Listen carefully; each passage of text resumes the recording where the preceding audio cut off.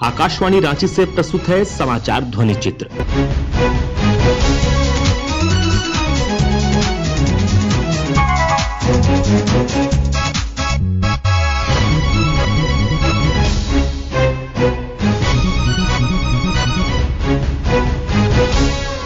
इस अंक में पेश है भारतीय खिलौना मेला पर विशेष रिपोर्ट। देश में पहली बार आयोजित भारत खिलौना मेला आज से शुरू हो गया। प्रधानमंत्री नरेंद्र मोदी ने आज से 2 मार्च तक चलने वाले इस मेले का वर्चुअल उद्घाटन किया। हमारे देश में लोकल खिलौनों की बहुत समृद्ध परंपरा रही है। To support the toy industry of India, Government of India is organizing the first ever India Toy Fair, जहां आपको fun toys, science toys, modern toys, local toys, educational toys, electronic toys की भरपूर वैरायटी देखने को मिलेगी। Expert से जानिए कैसे खिलौने बन सकते हैं आपके बच्चों की पढ़ाई का एक वाइटल कंपोनेंट। अपने बच्चों को इंट्रोड्यूस कीजिए जॉयफुल लर्निंग के कॉन्सेप्ट से। Attend webinars, seminars and understand the toy need of each age group.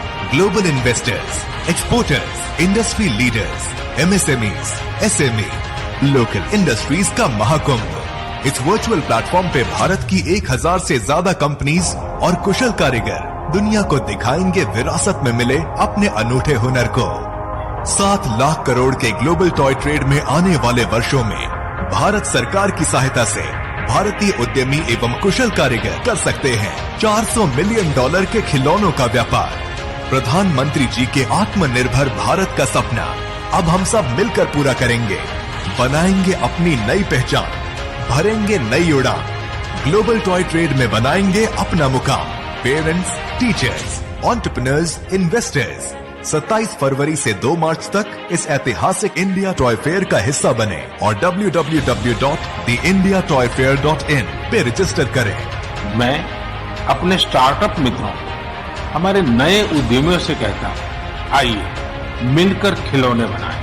अब सभी के लिए लोकल खिलौनों के लिए वोकल होने का समय है।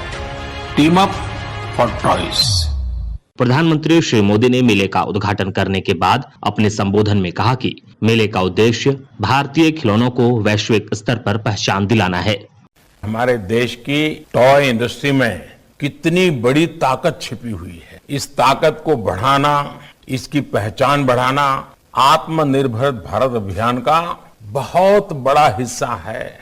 ये हम सभी के लिए आनंद की बात है कि आज हम देश के पहले टॉय फेयर की शुरुआत का हिस्सा बन रहे हैं। ये पहला टॉय फेयर केवल एक व्यापारिक या आर्थिक कार्यक्रम भर नहीं है।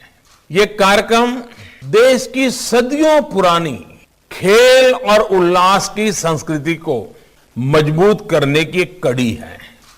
इस कार्यक्रम की प्रदर्शनी में कारीगरों और स्कूलों से लेकर बहुराष्ट्रीय कंपनियां तक 30 राज्यों और केंद्र शासित प्रदेशों से 1000 से अधिक एग्जीबिटर्स हिस्सा ले रहे हैं। आप सभी के लिए एक ऐसा मंच होने जा रहा है जहां आप खिलौनों के डिजाइन, इनोवेशन, टेक्नोलॉजी से लेकर मार्केटिंग, पैकेजिंग तक चर्चा परिचर्चा भी करेंगे और अपने अनुभव साझा भी करेंगे।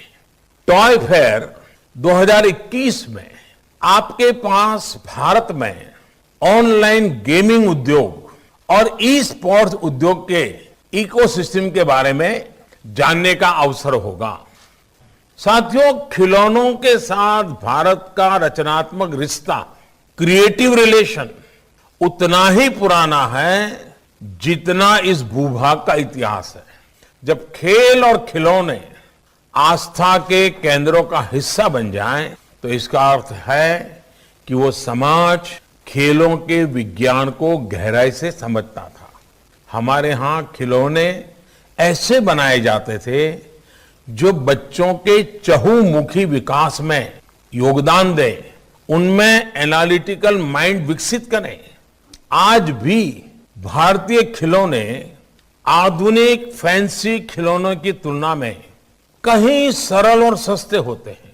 सामाजिक भौगोलिक परिवेश से जुड़े भी होते हैं। रीयूज और रिसाइकलिंग जिस तरह भारतीय जीवन शैली का हिस्सा रहे हैं, वही हमारे खिलौनों में भी दिखता है। ज्यादातर भारतीय खिलौने प्राकृतिक और इको फ्रेंडली चीजों से बनाते हैं। उनमें इस्तेमाल होने वाले रंग भी प्राकृतिक और सुरक्षित होते हैं। ये खिलौने देश के युवा मन को हमारे इतिहास और संस्कृति से भी जोड़ते हैं और सामाजिक मानसिक विकास में भी सहायक होते हैं। प्रधानमंत्री ने कहा कि बच्चों के बौद्धिक विकास के लिए रचनात्मक खिलौनों का इस्तेमाल आवश्यक होता है। आप सबने भी देखा होगा कि रचनात्मक खिलौने कैसे बच्चों के सेंसेस को डेवलप करते हैं, उनकी कल्पनाओं को पंख देते हैं। अपने खिलौनों के इर्द गिर्द बच्चे कैसे अपनी कल्पनाओं का एक पूरा संसार बना लेते हैं। जैसे कि आप किसी बच्चे को खिलौनों वाले बर्तन दीजिए, वो ऐसे व्यवहार करना लगेगा जैसे कि पूरे किचन की व्यवस्था संभाल रहा है और पूरी परिवार को वही आज खाना खिलाने वाला है।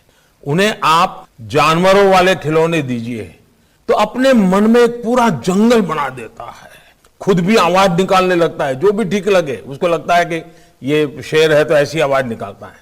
उन्हें एक टेथोस्कोप दे दीजिए, थोड़ी देर में देख लीजिए वो डॉक्टर बन जाएगा, फैमिली डॉक्टर बन जाएगा और पूरे परिवार के सबकी तबीयत जांचना शुरू कर देता है, जांच पड़ताल करना लग जाता है। उनके सपनों की उस उड़ान की कोई सीमा नहीं होती, कोई अंत नहीं होता। बस उन्हें एक छोटा सा ऐसा खिलौना चाहिए जो उनकी उत्सुकता को, उनकी क्रिएटिविटी को जगा दे। अच्छे खिलौनों की यह खूबसूरती होती है कि वो एजलेस और टाइमलेस होते हैं। मैं सभी माता पिता से ये अपील करूंगा कि आप जिस तरह बच्चों के साथ पढ़ाई में इन्वॉल्व होते हैं, वैसे ही उनके खेलों में भी शामिल होइए। खिलौनों का जो वैज्ञानिक पक्ष है, बच्चों के विकास में, उनकी लर्निंग में खिलौनों की जो भूमिका है, उसे पेरेंट्स को भी समझना चाहिए और टीचर्स को स्कूलों में भी उसे प्रयोग करना चाहिए। इस दिशा में अब देश भी प्रभावी कदम उठा रहा है, व्यवस्था में जरूरी परिवर्तन कर रहा है। हम दुनिया को इको फ्रेंडली टॉयज की ओर वापस लेकर जा सकते हैं। हमें खेल और खिलौनों के क्षेत्र में भी देश को आत्मनिर्भर बनाना है, वोकल फॉर लोकल होना है। इस दिशा में देश ने कई अहम फैसले लिए हैं। पिछले वर्ष से खिलौनों की क्वालिटी टेस्ट को अनिवार्य किया गया है। इंपोर्ट होने वाले खिलौनों की हर खेप में भी सैंपल टेस्टिंग की इजाजत दी गई है। इस पूरे अभियान में राज्यों को बराबर का भागीदार बनाकर टॉय क्लस्टर विकसित करने का प्रयास किया जा रहा है। इसके साथ ही देश टॉय टूरिज्म की संभावनाओं को भी मजबूत कर रहा है। केंद्रीय कपड़ा मंत्री स्मृति ईरानी ने कार्यक्रम को संबोधित करते हुए कहा कि प्रधानमंत्री के दिशा निर्देश पर पहली बार आयोजित इस मेले से भारतीय खिलौनों को पहचान मिलेगी। देश के पहले इंडिया टॉय फेयर 2021 में सभी हमारे अध्यापक गण, छात्रगण, देवियों और सज्जनों, प्रधानमंत्री जी अगस्त 2020 में आपने मन की बात के माध्यम से एक अलख जगाई। राष्ट्र भर से आपने आह्वान किया कि हमारे देश में बन रहे खिलौना उद्योग को राष्ट्र के सभी नागरिक, विशेषतः हमारे छात्र अध्यापक गण समर्थन करें।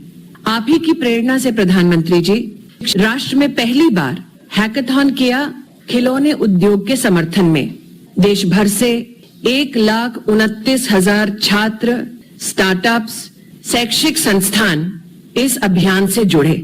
आपके आदेश अनुसार प्रधानमंत्री जी आज देश के सभी टॉय क्लस्टर्स, एमएसएमई देश के पहले टॉय फेयर में आपका आशीर्वाद प्राप्त करने के लिए सम्मिलित हुए हैं।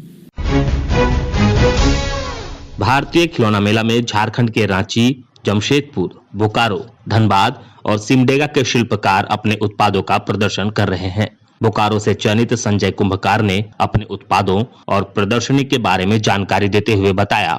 मेरा नाम संजय कुंभकर हो गया। मैं माढ़ा छोटे गांव से हूँ। एक बोकारो स्टील सिटी रांची झारखंड में रहते हैं हम लोग और मेरा कंपनी का नाम आरती टेराकोटा वर्कशॉप है, जो यहाँ पर हम बच्चे के लिए खिलौना बनाते हैं। मेरा जो खिलौना है ये बच्चे के लिए अच्छे है। प्लास्टिक का मुंह में डालेंगे तो कुछ हानिकारक है, जैसे मिट्टी में कुछ हानिकारक नहीं है। और मेरा जो प्रोडक्ट है इसमें हम कुछ भी केमिकल मिक्स नहीं करते हैं और ये मटेरियल हम इंजीनियर से चेक भी करवाए हैं और नया नया खिलौना हम बनाते हैं। ये खिलौना कलकत्ता, बॉम्बे, दिल्ली हम भेजते हैं। ये जो कला है ये मेरे परदादा जी पहले खपड़ा बनाते थे। जब अंग्रेज के जमाने में खपड़ा बनाते थे और खपड़ा से आ गया मैं जब मेरे पापा की उम्र के आ गए तब मेरे पापा ये टाइल्स पे कन्वर्ट कर दिए। टाली अभी चलते हैं मार्केट में, टाली हम लोग बनाते हैं।